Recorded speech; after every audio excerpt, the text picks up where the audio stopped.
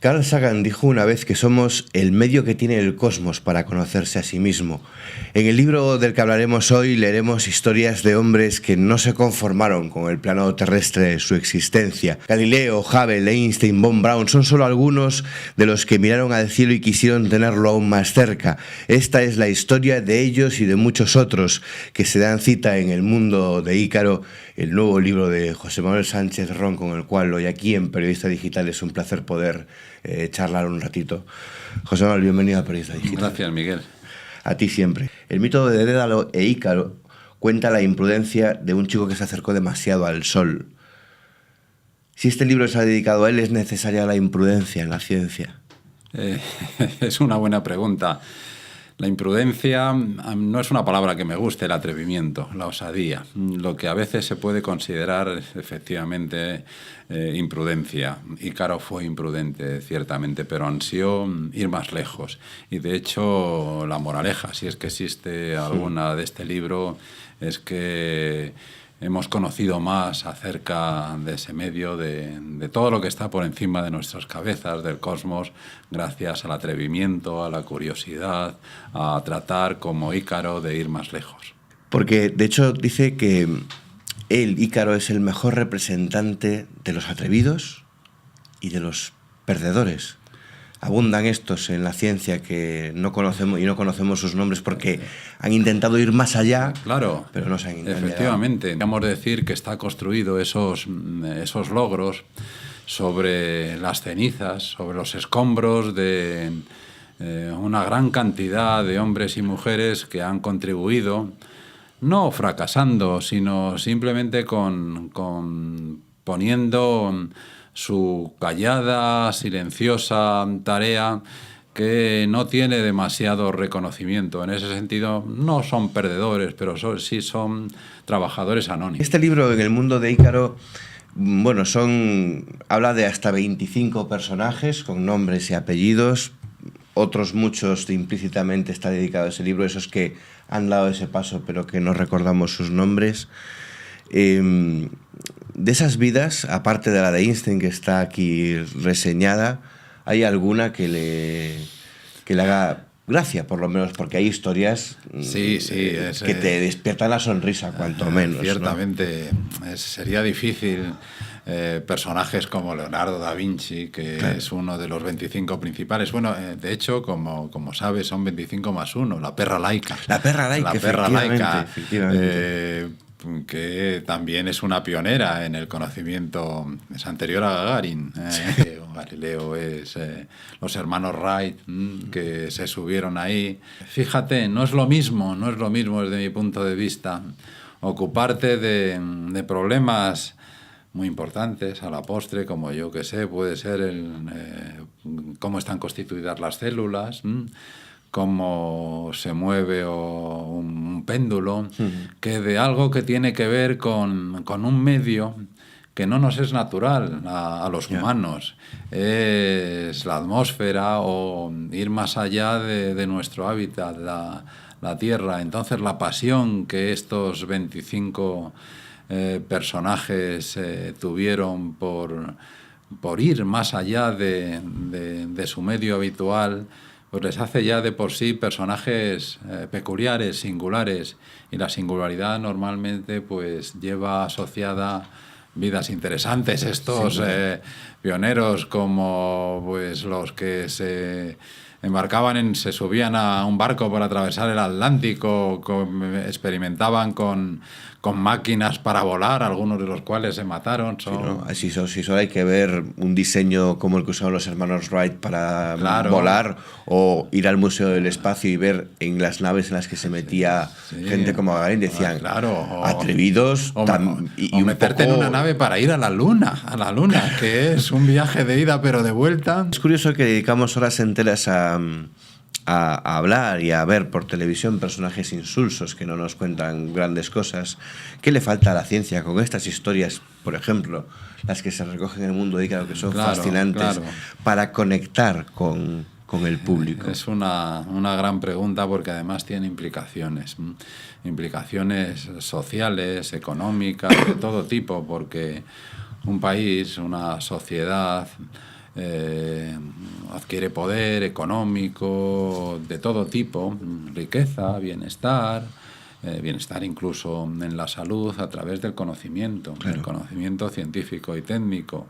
Y si no se cree, si la cultura de esa sociedad está más escorada hacia lo que tú señalabas, pues las historias de eso, yo qué sé, de folclore o de, bueno, todo esto, pues eso no crea riqueza. Y además yo sostengo que es mucho más aburrido, es mucho más aburrido. Pongamos por caso, y a mí me gusta el fútbol, pero todas las entrevistas que se hacen a los futbolistas, entrenadores, sabemos muy bien, antes de que se hayan contestado, qué van a decir, efectivamente. Lo interesante es un partido de fútbol y, sin embargo, pues se escribe, se habla, en radios, televisiones, ocupan más tiempo ese entorno que la propia actividad, la ciencia.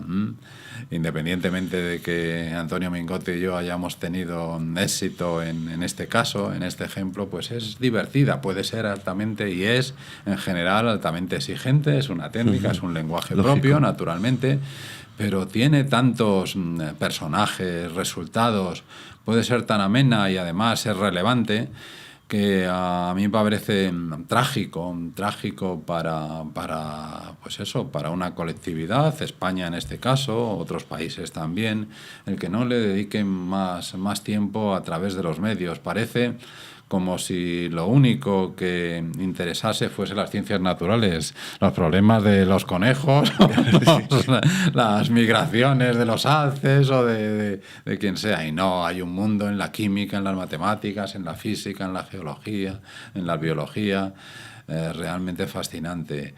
Y no es imposible, ni siquiera tan difícil transmitirlo.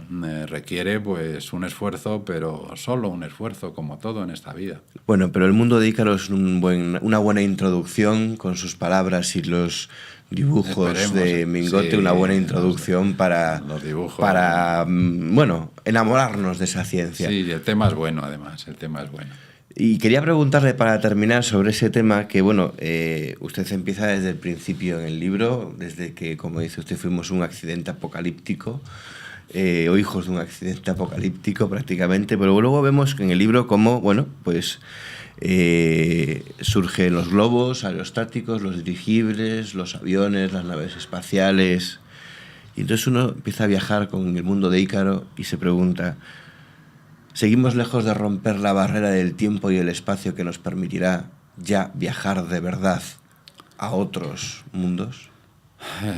Yo creo que nunca podremos. La ciencia abre ventanas, rompe fronteras, pero al mismo tiempo, según se va desarrollando, pues descubre límites. No podemos viajar, o eso creemos hoy por hoy, y puede que sea así siempre. No podemos viajar con mayor velocidad que la de la luz, 300.000 kilómetros por segundo. No podemos ver más pequeño que los límites que nos impone la física cuántica. De manera que salir más allá de nuestro pequeño, parroquial sistema solar va a ser difícil. Lo que sí podemos hacer, desde luego, es conocer mucho mejor, poner recursos para conocer mucho mejor el cosmos de los que hemos empleado hasta la fecha. Yo a veces sueño con... hablamos mucho del telescopio espacial Hubble, que nos ha enseñado muchísimas cosas maravillosas, pero de los grandes telescopios como el del Roque de los Muchachos, del Instituto de Astrofísica de Canarias, ese telescopio con un espejo múltiple de 10 metros, pero podríamos poner un telescopio de este tipo en la cara oculta de la Luna. Pensemos, ¿y la cara oculta de la Luna por qué? Es interesante porque no tiene interferencias ni atmósferas, ni lumínicas, claro, etcétera, etcétera. Y pues conocer, y acaso estos límites que yo he mencionado, pues puedan ser, nunca sabemos, vencidos algún día, porque lo que sí está claro es que, aunque sea mucho y que probablemente no sea imposible que para entonces la humanidad no exista la especie humana, es que la Tierra tiene una fecha de caducidad. Sí. 4.000, 7.000 millones de años en el futuro, cuando el Sol pues cambie y engulla la Tierra, también las estrellas, y la única esperanza de que pues este tipo de vida que se creó en este planeta se mantenga es buscar otros entornos más allá del sistema solar. Lanzar semillas hacia el cosmos.